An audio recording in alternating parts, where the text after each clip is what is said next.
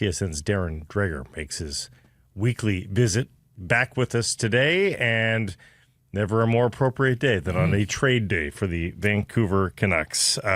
Any smoke? I used my spidey senses last week when we put this out as a poll question, Darren. It wasn't based on actual smoke. Did you have smoke that a trade anywhere was in the offing for Evander Kane? Yeah, I mean, there was a sense in the last couple of days that the Oilers were getting close on moving Evander Kane.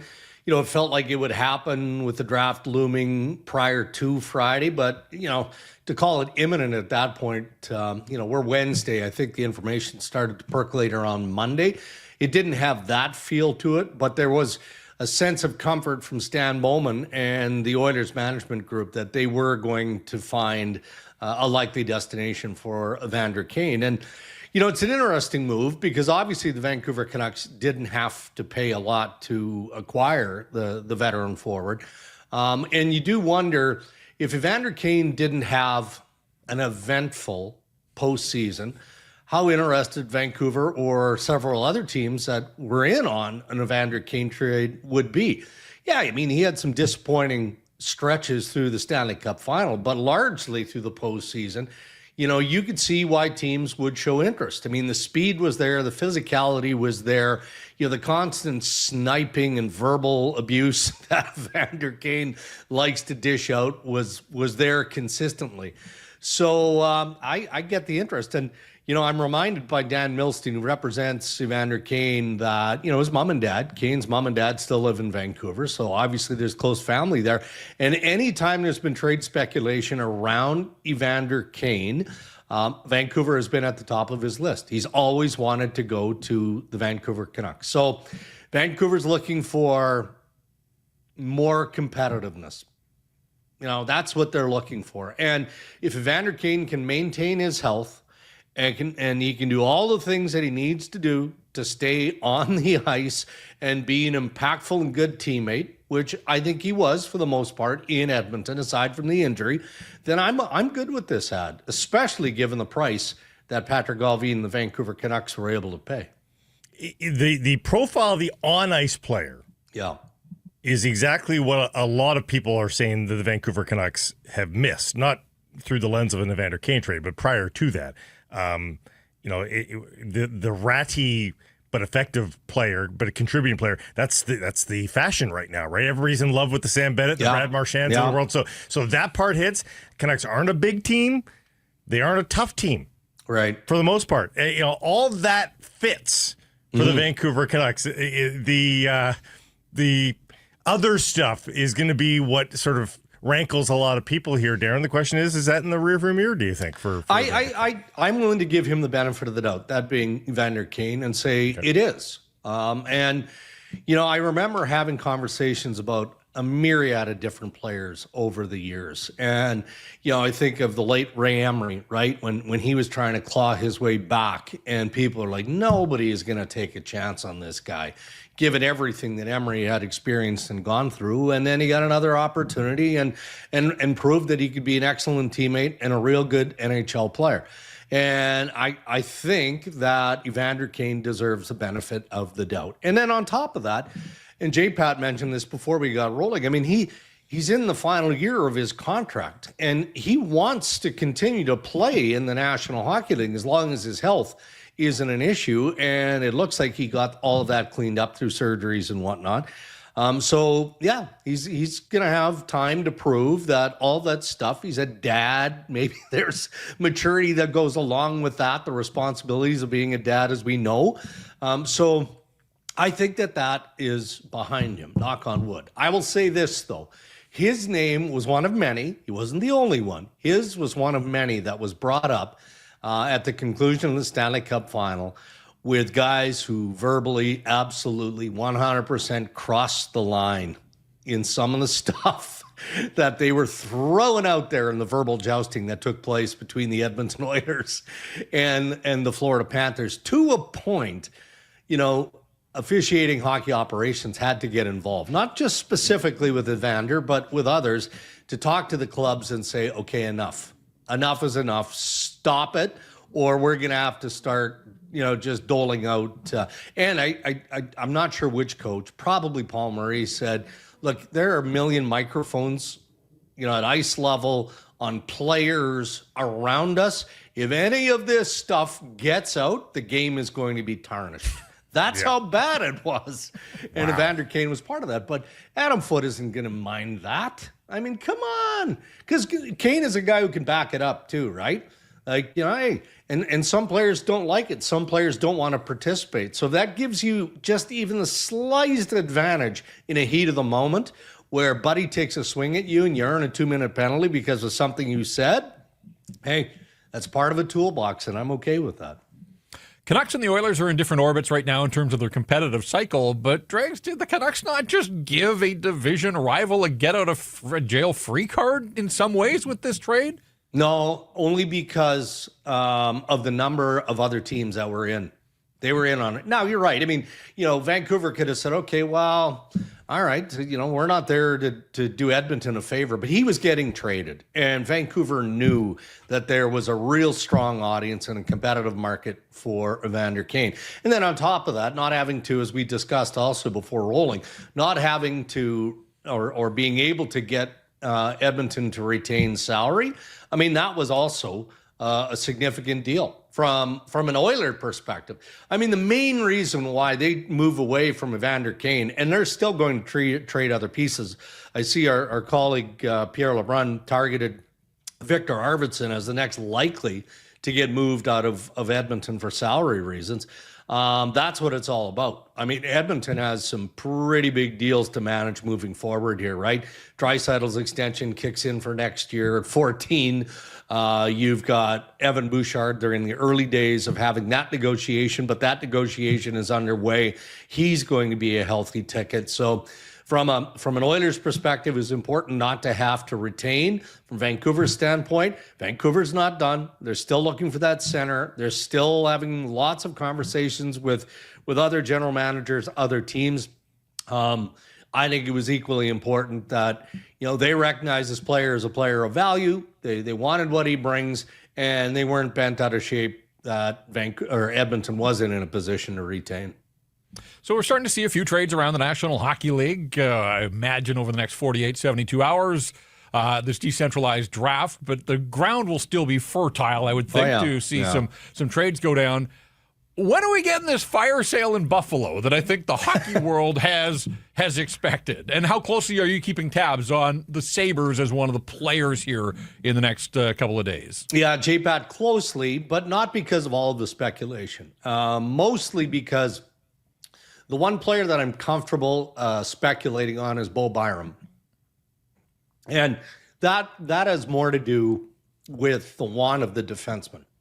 Byram looks at his path in Buffalo, and ahead of him he sees Owen Power and he sees Rasmus Dahlin. He wants more power play time. He wants to prove that he's a top pairing, maybe a number one defenseman in the National Hockey League.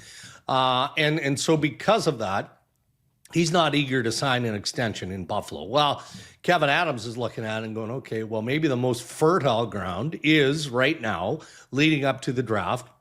But I need a right shot defenseman coming back the other way. Plus, okay, that speculation and possibility is real. I keep seeing, the rumor and whatnot. Sorry about that. Around JJ Peterka. That to me is more of a stretch.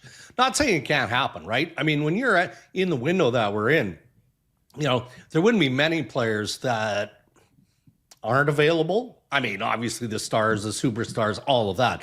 But if somebody lobs an offer for Peterka that Adams absolutely has to consider, okay. But every time I check in with Kevin or sources at Buffalo, they're like, I don't know where this is coming from. Is it the agent because he's not happy with the contracts? Like, what is going on here? But for all of those reasons, I'm not kicking sand on anyone speculating. Because, again, we're in that window of opportunity right now where everything has to be considered. So for that reason, for sure, Buffalo is a team we have to pay close attention to.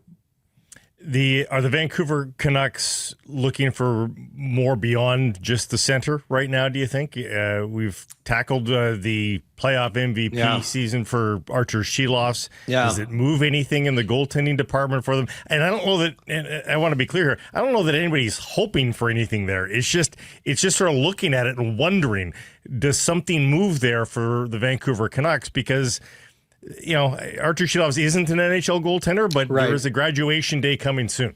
Okay, but then speaking of goaltending, at what point do you pressure Thatcher Demko, right? Okay, we're right here now. What does that extension look like to you?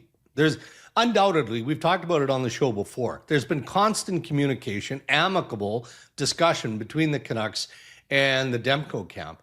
But Vancouver, I think, still has this feel, and I can appreciate it, that we need to be a little bit careful here. And Demko's looking at it, and he's like, well, that's up to you. I can understand why you would do that. But if the terms of a contract extension don't fit what I feel I've earned to this point, then I'm not going to sign. That's up to you. You don't have to trade me now. You can wait, go into the season, into the final year, and then that's up to the Vancouver Canucks, but I'm telling you that I'm not going to sign. So that pressure point cuts both ways. And you look around the National Hockey League, the number of teams that would 100% engage. And I keep thinking about this as I'm reminded of the need at center ice for Vancouver. And guys, we've talked about potential players that could be available. How many of those guys move the needle that we've talked about? So if it's a centerman that we don't know about, well, maybe that's how you get that centerman that we don't know about, is throwing an asset like Demko into the equation. But the only way you do that is if you're too concerned with having to bite on the extension that Thatcher Demko wants, and then you balance that with what the offer is right now this offseason for what you're going to get in return. I mean, it's a gamble either way, but I think that there has to be ongoing dialogue with that. I think intrinsically people think that Thatcher Demko has a lot of value, and we've seen it up close and personal. This is, Vezina caliber goalie. Just overall goalies don't seem to be worth what they once were, because a lot of teams have had success with mediocre goaltending. Ahem, Edmonton Oilers. And then the injury of concerns, of course, for Thatcher Demko too, mediates a little bit of what I think is probably available in the market. But do you think that teams are willing? I mean, teams always have the hopes upon hopes upon hopes on a new player. Do you think that that's just going to be white noise for them and they'll just look past all of it? Well, it depends on what the comps are that we're looking at here, right? And you're right, Blake. I mean, there are teams that have been very, very successful with lower level investment goaltending. And Edmonton is right top of the class with that. But, and it's not the reason why the Oilers lost the Stanley Cup final in back-to-back years, but goaltending is part of that, right? They got out-goalied. Sergei Bobrovsky is an elite-level goaltender and earns elite-level salary. Now, is Demko that? No, I don't think that he's earned that level yet. But what about a deal like Swayman? What about the Ottinger deal? Like that lower tier of elite from a contract extension dollar perspective. I got to think that that's kind of the area that Demko is looking in. And, if I'm Edmonton, it probably gets a little too rich because of what you have to deal with. You've got Bouchard, you've got McDavid, that has to be addressed. We know the salary cap is going to continue to climb, so maybe but you can't fit all of those pieces in. But there are a number of teams that are looking for goaltending. At what cost? What are you willing to give up? And if the fit isn't perfect, then why would Vancouver consider it? There's no pressure on the Vancouver Canucks to move their star goaltender, not yet.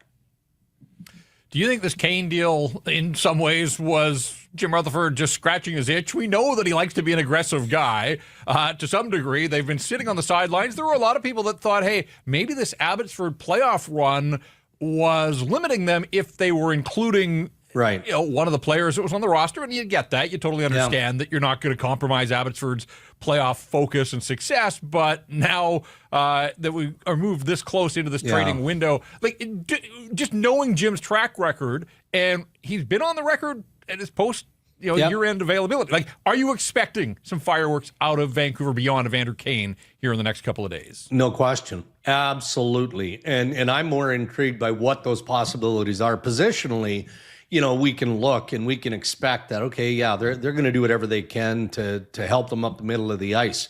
But again, what fascinates me is, what sort of big game hunting are they up to? And who are the players that we're unaware of? But my Canucks sources, indicated as an hour ago that, we have a lot going on. Multiple conversations with multiple different teams on multiple different players. So even though Jimmy and Patrick Galvin, they do like to get their work done earlier. That's just the MO of Jim Rutherford for as long as I've known him. As an NHL general manager, and it feels like, Alvin is following in those footsteps nicely. We talked about Buffalo. I think Vancouver could be one of the spicier and more interesting teams. I do. I mean, the appetite is there to get back into the playoff conversation and see what can happen. Well, you don't do that by sitting on your hands. You do that by trying to be as aggressive as you can be. You can look at the standings and say, okay, bottom feeders, they all know that they have to improve. And we talked about Buffalo. There's a lot of smoke around Columbus just with what they've got as assets and the fact that they want to take that next step. I think people are looking at a team like Minnesota and Bill Guerin, knowing that he's an aggressive dealer, but also, that's a good team that with the right move or two could absolutely take a step up in the Western Conference. So, just between teams and their positions, but also sort of the MOs of some of the managers, do you just have some a sense of one or two guys that you're really keeping tabs on here that you think might be at the center of all this week? Well, I look at Anaheim. I mean, they've already been very active. The Zegras trade to Philadelphia, fascinating. Again, I overuse that word, but it fits. Because Philadelphia did not overpay to acquire Trevor Zegras. I mean, Ryan Poehling in a pick. Now, you wonder how Trevor Zegras, the way he plays the game, the issues that most have and how he plays defensively, how that's going to translate with Rick Tocchet and the coaching staff of the Flyers. But, I mean, Tocchet's explanation to me was, hey, I've had to deal with high-skilled players in the past. I think of Phil Kessel as one who defensively didn't love playing that side of the game. But he learned that you got to play it well enough so that you're not an absolute liability out there, right? And then you become a support player. What if Trevor Zegras turns out to be a real good support player for the Philadelphia Flyers? I mean, Philadelphia probably isn't going to make big moves this coming year. And so maybe that doesn't include Zegras beyond, the contract of next year. But then I shift over to Anaheim and they're trying to be aggressive. They're trying to plug some holes. They're trying to get into that playoff conversation. They are. So how do they do that beyond what they've already done? Seattle has been interesting of late.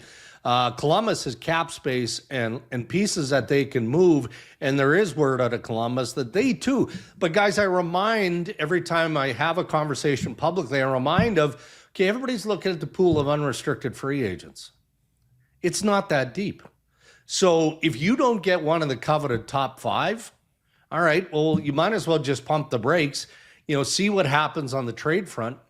And all of a sudden, those middle of the pack type of players become more affordable because they're getting twitchy. Like they don't want to end up without a seat. And all of a sudden now you're in August, and instead of getting a 3 or a 4 year deal, you're scratching and clawing for a 1 or a 2 year bargain type of deal. So maybe that's the direction that some of these teams like Minnesota, Columbus, and Anaheim will take. But I look at Seattle and Anaheim and how eager they've been on the trade front to this point, and I know that there's an appetite in both those teams to do more.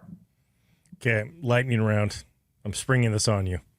And this is just your gut. This is you're not reporting this. You're just this is just your gut instinct. Yeah. Who's going to be traded by July 3rd? Peterka? I'm going to give you names. You go yes or no. Okay. Peterka? No. Byram? No. I believe so, yeah. Marco Rossi? Probably. I'm not certain yet, but probably. Okay, dark horse ones. Marty Necas.